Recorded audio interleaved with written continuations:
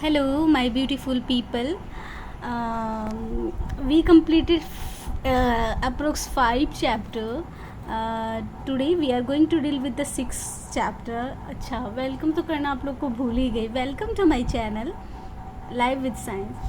So guys, in this chapter, this is a very small chapter, very basic chapter, and in this chapter we deal with the reversible changes, irreversible changes, physical changes, chemical changes, expansion, contraction. These are the very basic topic of class 6.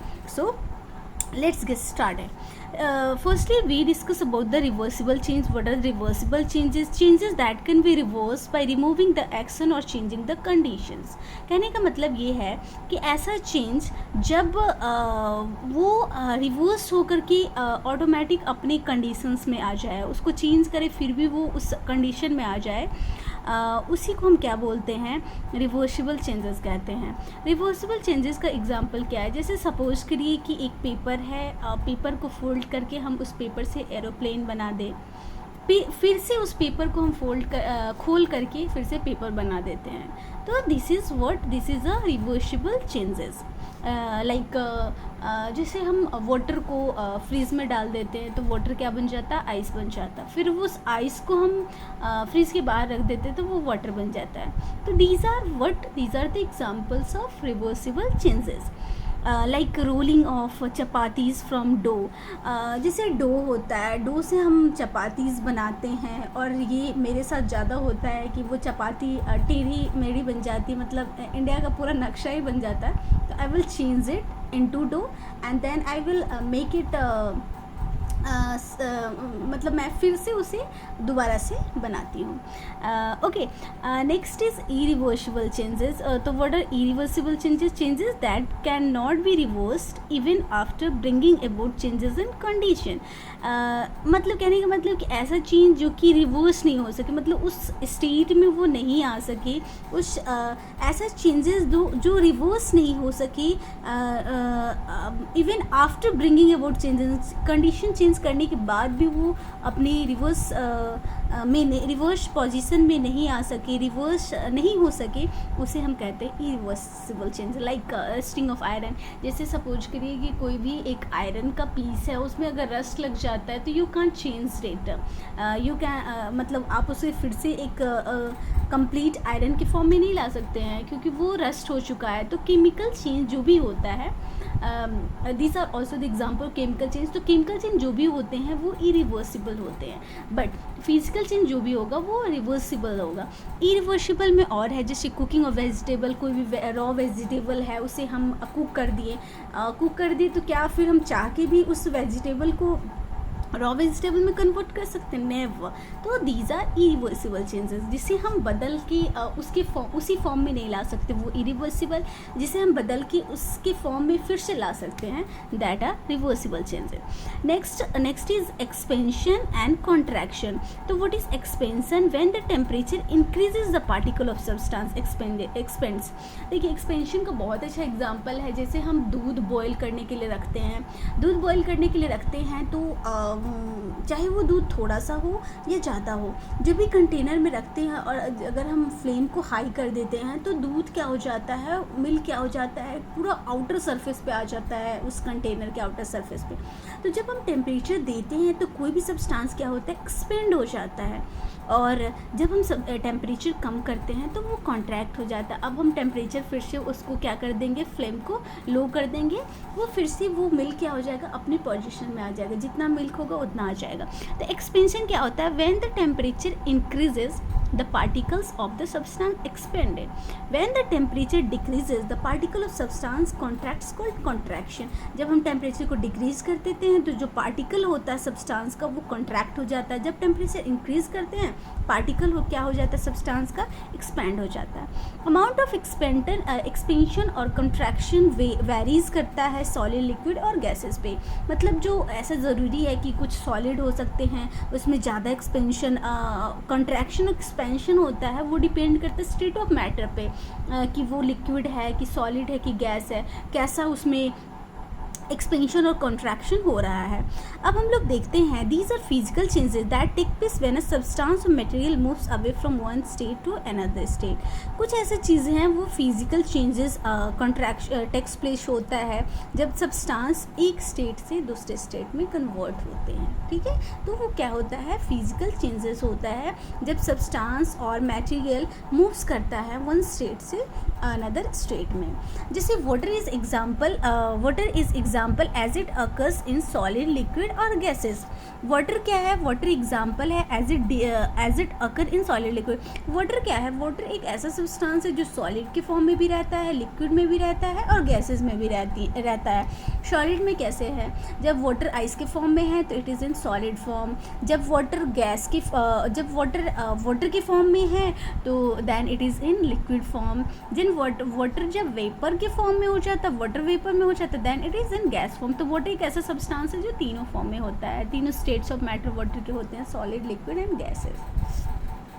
Next is water at very low temperature exist as a solid known as ice. हाँ, जैसा कि मैंने अभी just आपको बताया, as you told you earlier that water is a substance which is when water is in form of ice, it is solid state. When water is in itself form, it is a liquid state, and when water converts into the vapor form, it is in gaseous form. Okay, next is on applying heat or increasing the temperature, the ice melts to form water. अब क्या होता है कि जब हम increase कर देते हैं टेम्परेचर को तो वो आइस हो जाता है, वो मेल्ट होकर के किस चीज़ में कन्वर्ट हो जाता है, लिक्विड में कन्वर्ट हो जाता है। These all are very basic chapter. You can do it with experiment. You can do easily with the help of experiment. Suppose कि फ्रीज से आइस निकाला, आइस को बाहर रख दिया तो बाहर क्या होता है, फ्रीज में टेम्परेचर कम होता है, अब बाहर क्या होता है, टेम्परेचर हाई होता है। इसकी वजह से जो आइस होता है वो मेल्ट होकर के वाटर के फॉर्म में कन्वर्ट हो जाता है। अब हम लोग देखते हैं स्टेट ऑफ मैटर में कैसे चेंजिंग आता है, सॉलिड कैसे लिक्विड के फॉर्म में होता है, लिक्विड कैसे गैस के फॉर्म में होता है, फिर लिक्विड कैसे सॉलिड के फॉर्म में हो जाता है, गैस कैसे सॉलिड लिक्विड के फॉर्म में आता है। हम लोग जानते हैं, बेसिकली हम लोग जानते हैं कि there are 3 states of matter, solid, liquid, gas, but there are 4 state of matter, solid, liquid, gas and plasma. So let us discuss this. Solid जब मेल्ट होता है तो वो कन्वर्ट हो जाता है लिक्विड में, जब लिक्विड फ्रीज होता है तब कन्वर्ट होता है सॉलिड में। ये तो आप एग्जांपल वाटर का एग्जांपल देके समझ लेंगे।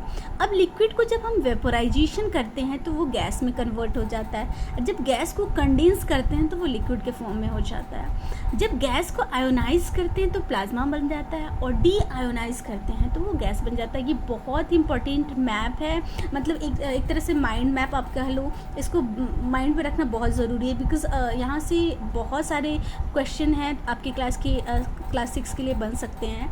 जैसे सिंपली याद करना है, सॉलिड को मेल्ट कर देंगे तो लिक्विड बन जाएगा, लिक्विड को फ्रीज कर देंगे तो सॉलिड बन जाएगा, फिर लिक्विड को जब हम वेपोराइजेशन करेंगे तो गैस बन जाएगा, और गैस को कंडेंस करेंगे तो लिक्विड बन जाएगा, और फिर गैस को आयोनाइज करेंगे तो प्लाज्मा बन जाएगा, और प्लाज्मा को डी आयोनाइज करेंगे तो गैस बन जाएगा।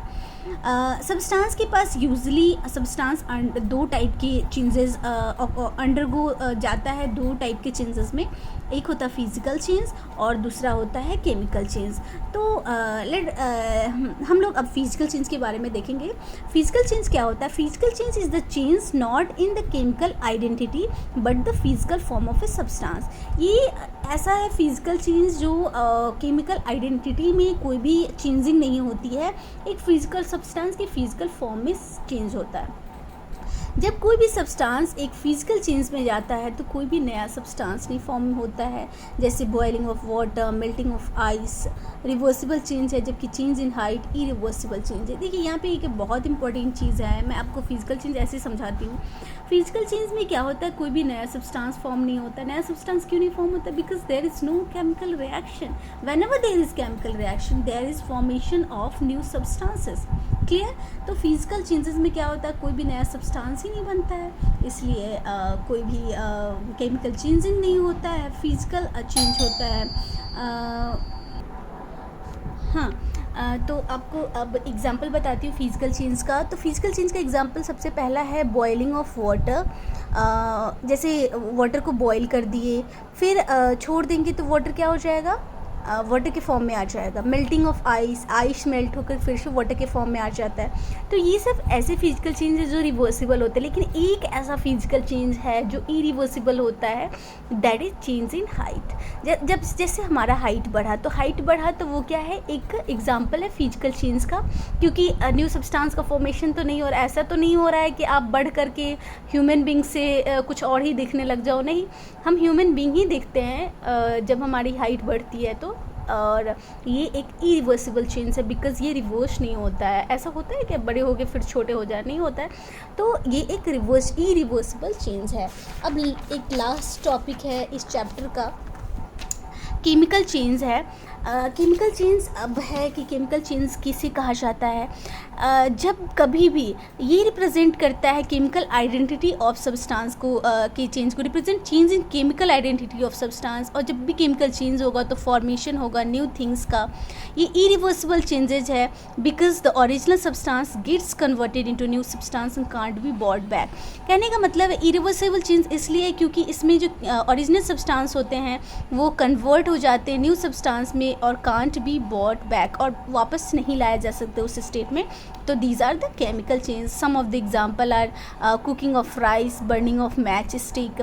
जैसे कभी ऐसा होगा कि आपने राइस बना लिया, फिर से चाहो कि उस राइस को फिर चावल की फॉर्म में ले आए, नहीं ला सकते हैं। जैसे मैच स्टिक को बर्न कर दिया, फिर से उस मैच स्टिक को हम मैच स्टिक के फॉर्म में ला सकते, नहीं ला सकते। तो दीज आर केमिकल चेंज। उनके केमिकल कंपोजिशन में चेंज हो जाता है, नया सब्सटेंस फॉर्म हो जाता है, जिसकी वजह से हम उन्हें बॉट बैक नहीं कर सकते हैं। तो केमिकल चेंज क्या हो गए, इरिवर्सिबल हो गए। फिजिकल चेंज क्या हो गए, रिवर्सिबल हो गए। बट फिजिकल चेंज में एक चीज़ है जो इरिवर्सिबल है, that is change in height. So this is all about this chapter. Thank you so much. Bye. Have a good day. Have a nice day. Guys, if you like this video, please share, subscribe and like my YouTube channel. Thank you. Bye bye.